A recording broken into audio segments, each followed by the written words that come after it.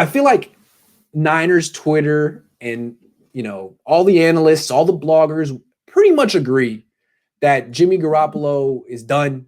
It's time to find an upgrade, and there are just a million ways to upgrade. I mean, there's the draft, there's free agency, there's trades. It's going to be like 15 quarterbacks changing. Like half the starting quarterbacks in the league are going to be on new teams. Like, it's easy. It's time.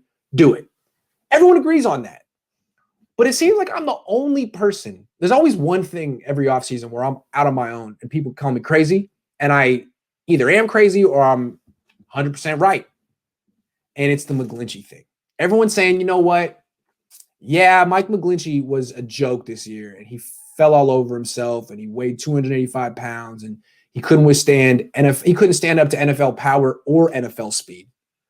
You know what? Just bring in a new quarterback.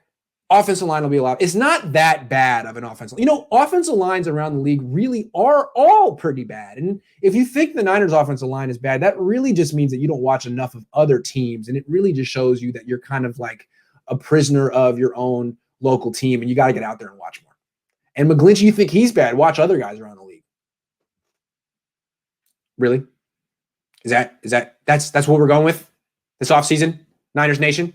That's the plan? That's the PR spin? He's not that bad. He's not. Okay. Here's what's going to happen, all right?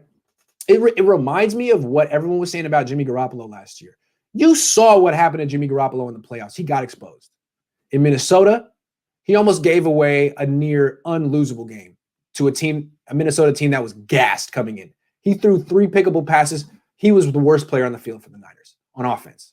Next week, they take the game out of his hands, win without him.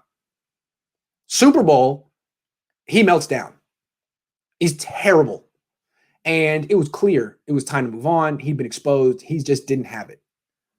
But football fans are emotional.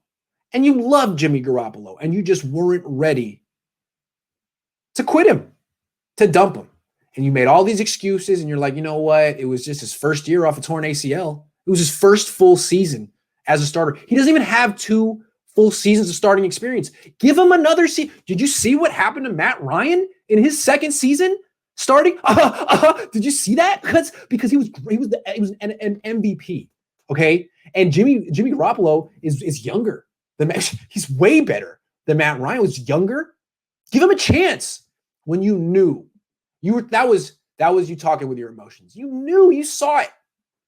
He was exposed, and so that first week when he lost to Arizona, that's when everyone turned on him. You knew it. This is what's going to happen to McGlinchey, all right? You've seen that he's terrible. Magically putting on 20 pounds of fat ain't going to do it for him. He's trending down. If he's the starting right tackle next year and there's no competition, there's no plan B, he's just the guy, and the Niners get Stafford, here's what's going to happen most likely, all right?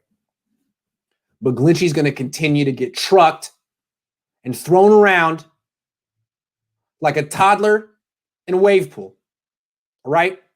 And most likely, he's going to get Stafford hurt the way he got Mullins hurt, the way he got Garoppolo hurt the second time.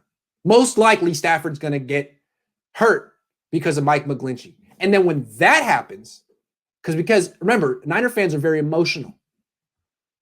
Then Niner fans are going to be really upset about Mike McGlinchey. Then they're going to be like, this is an issue. Why wasn't this addressed? Because at that point, he would have gotten a quarterback injured who Niner fans actually care about. Niner fans are now more emotionally attached to Matthew Stafford than they are Jimmy Garoppolo. They can care less about Jimmy. When Jimmy Garoppolo laid an egg against Arizona, he was done. They had moved on. It's like Niner fans had gotten a Tinder account and were looking around. And when he had the high ankle sprain week 2, they were like, oh, drag, back to Tinder. Sorry, dude. We're past you. We've emotionally moved on. Niner fans are in love right now with the idea of anyone besides him. And if it's Matthew Stafford, whoever the Niners get, Niner fans are going to love. He's going to be the next Messiah. And if Mike McGlinchey gets that poor man hurt, Niner fans are going to have a real problem with Mike McGlinchey. You can get C.J. Beathard hurt, fine. You can get Nick Mullins hurt, fine. We're just going to blame those two. But once it's Stafford, no. It is your fault, Mike McGlinchey. Once Stafford is the one getting beat up behind a bad offensive line, then Niner fans are going to be like, how could How could Matthew Stafford succeed behind this? It's not fair. Because that's what's going to happen. He's going to get beat up behind a bad offensive line. And it's not all McGlinchey's fault. Laken Tomlinson stinks too. And they don't even have starters at center and right guard. So yeah, just bringing in Matthew Stafford or Aaron Rodgers doesn't magically fix this offensive line. It's trending down. The left tackle's great, but he may not even be on this team next year, and he's 1 of 5. And he didn't seem to have the ability to improve the other 4 members' play like Joe Staley did. I don't know what that's about. But to me, there's a serious amount of denial here.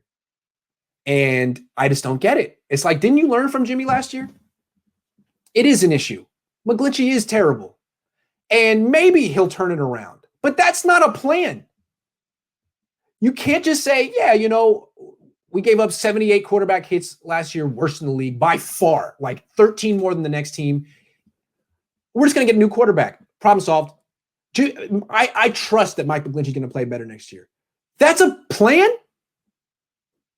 If I were Mike McGlinchey, I wouldn't like that. I mean, if I were Matthew Stafford, I'd say, no.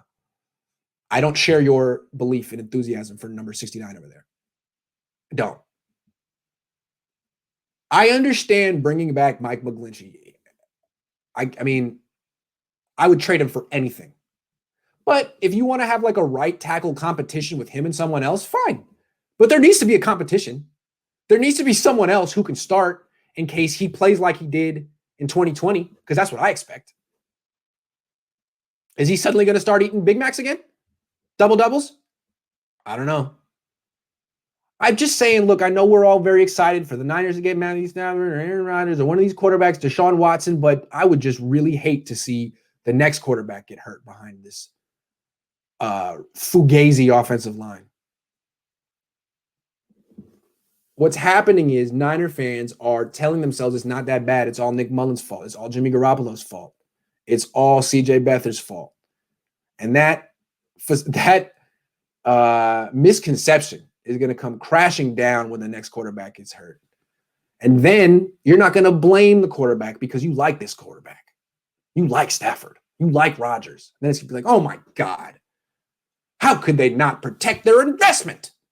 You trade all that capital and you spend all this money and you renegotiate his contract. You don't even give him an offense. It's gross misconduct. It's like, yeah, that's what I was trying to say, man.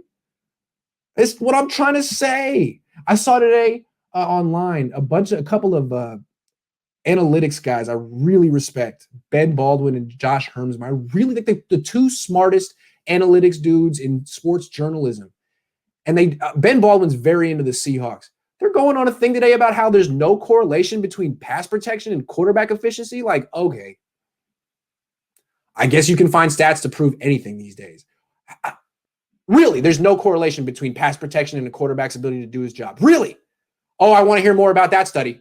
That sounds right. Yep, that sounds right to me. Sure. I'm sure Andrew Luck can attest to that. He didn't need pass protection. Who cares? Ask Russell Wilson if pass protection matters. No, it doesn't matter. Doesn't matter. Who cares? One way or another, he's just going to perform. It's all about the same. It's all bad. I'm sorry. I really respect those guys, and I'm just saying I disagree with them on this point. Like, come on. Pass protection is very important. I think it's important, guys. Unless you're just expecting your quarterback to like block and throw, because that's a dual threat and a half. M, you said something. Maitland Eagle. Yes, the line is a fugazi. It's a fugazi. How can you blame it all on Nick Mullen? Come on, man. Or Jimmy Garoppolo. Like, frankly, I like Jimmy Garoppolo as a player. He's not that good. He's a lot better at his job than Mike McGlinchey is at his. Please. He's a lot better at his job than Laken Tomlinson is at his. Please. Jimmy Garoppolo is better at his job than everyone on the starting offensive line except for Trent Williams. Let's be real clear about that. So yeah, the Niners are going to get a new quarterback. Probably they'll upgrade the most important position, and that's great. But they still have glaring weaknesses in front of that quarterback, and they better address them unless they want to just roll the dice and be like, hey, Stafford, protect yourself because you did such a great job of that the last couple of years in Detroit. So And again, I think 75% of you guys are like, I disagree with you. A, move on to the next topic. B, fine. I just wanted to say, I'm going on the record right now that if the offseason plan is replace the quarterback and bring back the same starting five in the offensive line, that continuity is what the offensive line needs, or just a center, that all Mike McGlinchey needs is like an extra few trips to In-N-Out Burger, I'm out on that plan. But we'll see.